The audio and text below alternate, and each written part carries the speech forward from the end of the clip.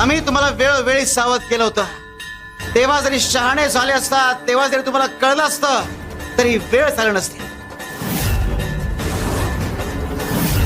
जोर तुमचा पुण्य संचय होता तोवर तुम्ही सुरक्षित होता. अरे ज्या गुरुला घराबाहेर काढलं त्याच गुरुला तुमचं घर वाचवायला सांगताय.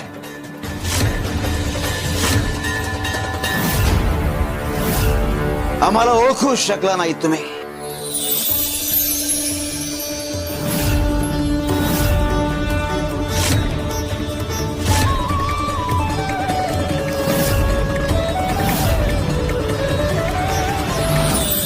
अहंकाराने घात केलाय तुमचा.